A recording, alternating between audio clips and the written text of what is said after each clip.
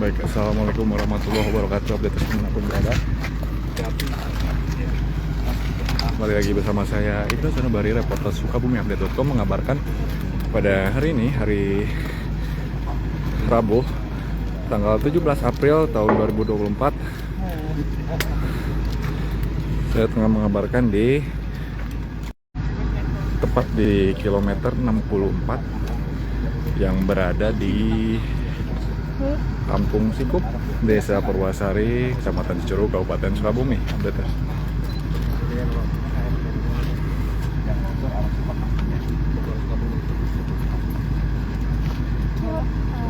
Setelah tinjauan ini beberapa apa saja, mungkin bagaimana Bapak? Ya, saya atas izin Pak Menteri PUPR Pak Diri bersama Bapak Kepala BNPB dan juga hadir Pak Wakil Bupati Pak Yos Sumanti dan BPJT Bapak Pengelola Jalan Tol dari tempat area melihat langsung kondisi jalur tol 564 yang mengalami longsor, dan alhamdulillah ini sudah ditangani dengan baik.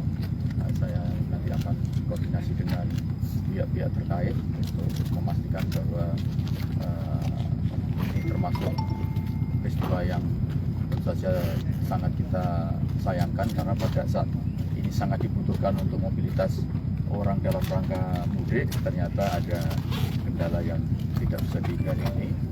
Karena itu saya juga mohon maaf pada para pemudik yang kemarin tidak bisa memanfaatkan fasilitas yang luar biasa ini karena adanya peristiwa ini. Tetapi alhamdulillah dari Pak Menteri PUPR yang saya perkirakan ini tidak bisa digunakan sama sekali untuk mudik kemarin, tetapi ada upaya dari pihak Waskita Karya dan juga dari pemerintah kabupaten untuk membuat pencegahan sedemikian rupa sehingga masih ada satu jalur, yaitu jalur Sukabumi Jakarta yang Bogor yang masih bisa dilalui, sehingga kemarin kemacetan yang sangat serius di jalur arteri yang sangat kita khawatirkan bisa terkurangi, dan mudah-mudahan ini segera bisa selesai. Kira-kira 3-4 bulan akan selesai, dan mudah-mudahan tahun baru untuk libur Nataru nanti sudah bisa dilewati secara normal. Terima kasih Pak Kepala BNPB, mungkin disampaikan. Mungkin Pak, untuk dari kedepannya manajemen risikonya seperti apa ya Pak ya? Mungkin ada di tempat-tempat lain yang jalan tolnya di tempat yang lereng yang curam gitu kan, apalagi dari Badan Geologi itu menyebutkan tol ini tuh memang amblasnya karena memang di posisi lereng yang curam gitu. Ya, saya kira sebelum membangun pasti sudah dihitung ya dengan sangat cermat, tetapi memang ada faktor-faktor yang biasanya itu muncul baru sebagai indikator yang menjadi penyebab terjadinya peristiwa yang tidak kita kendaki seperti jalan tol yang longsor ini. Dan itu sebetulnya sudah ada mekanismenya, termasuk Badan Pengelola Jalan Tol BPJT, Kementerian PUPR, kemudian juga dari pihak operator jalan tol itu sendiri biasanya sudah melakukan koordinasi.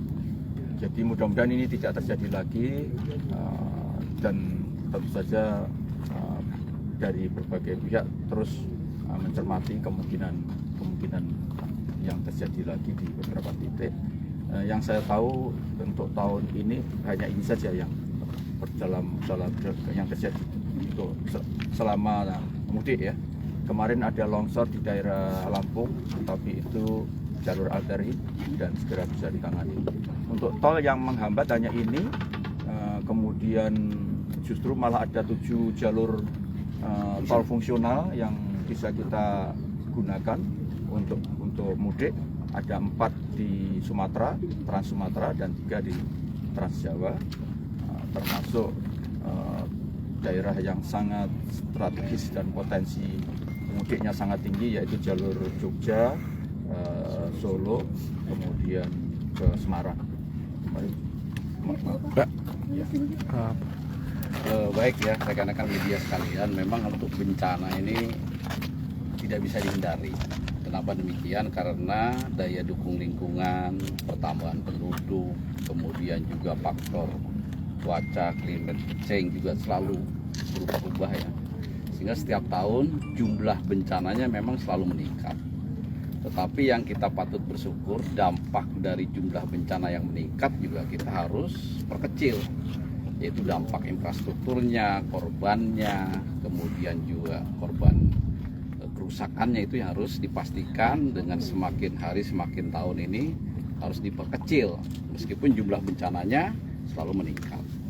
Nah, di tahun 2024 ini alhamdulillah untuk khususnya terkait dengan mudik, tadi sampaikan oleh Bapak Menko, ada beberapa kejadian banjir, longsor ya. Tetapi untuk jumlah korban yang meninggalnya terkait dengan mudik ini tidak menonjol ya. Ada beberapa bencana seperti yang terjadi misalnya sekarang di Tanah Toraja itu ada 20 yang meninggal, tapi sekarang juga sudah ditemukan semua, tapi itu tidak terkait dengan karena pergerakan mudik. Itu ya tambahan dari saya. Terima kasih. Nah, kira-kira apa yang perlu dievaluasi Pak mengurangi risiko di masa mendatang selain faktor alam? Memperkuat posisi asuransi, terutama Jiwasraya. Dan Jiwasraya sekarang ini sangat sigap. Begitu ada kecelakaan, begitu ada korban, itu langsung diproses untuk santunannya. Jasa harja. Dan tahun ini berdasarkan laporan dari Dirut Jasa Raja, pengeluaran santunan untuk korban selama mudik itu berkurang sampai 52%. Jadi angka santunan yang dikeluarkan oleh Jasa Raja sangat signifikan turunnya, karena juga angka kecelakaannya juga turun, terutama yang korban fatal yaitu yang meninggal juga turun agak besar, dan ini merupakan realitas yang harus kita syukuri lah, bahwa penanganan mudik dari tahun ke tahun semakin membaik, dan itu tidak lepas dari kesigapan kita, terutama dari Kementerian PUPR dan BPJT khususnya, dan Dijen Jasa Marga ya, Dijen Bina Marga yang selalu cekatan untuk mengambil langkah-langkah yang cepat ketika terjadi bencana, terjadi halangan seperti sekarang ini. Saya terus saja kemarin sudah terlanjur buat statement, karena berdasarkan laporan-laporan yang masuk dari saya tidak mungkin digunakan ini. Tapi alhamdulillah karena kesikapan dari Kementerian PUPR sehingga masih bisa digunakan walaupun hanya satu jalur.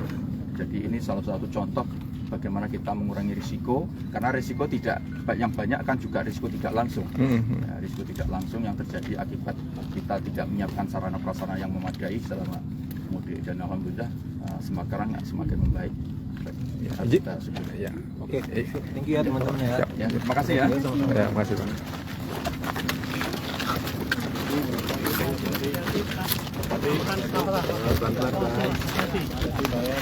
Ya baik update begitulah tadi yang dipaparkan dari Wamenko ya, kayak tadi Wamenko ya, Menteri yang tadi Menko PMK ya. Jadi kalian bergegas ke heli lagi kan? Meninjau di lokasi longsor, bahwasanya hari ini dimulai perbaikannya. Dari mulai kemarin turun alat berat, dan diperkirakan selama 3-4 bulan akan berjalan perbaikan secara permanen. Insya Allah mudah-mudahan lekas bisa diperbaiki dengan baik. Baik updaters, demikian laporan dari saya Ibnu Sanubari, reporter Sukabumi Update.com yang bertugas untuk mengucapkan terima kasih. Wassalamualaikum warahmatullahi wabarakatuh.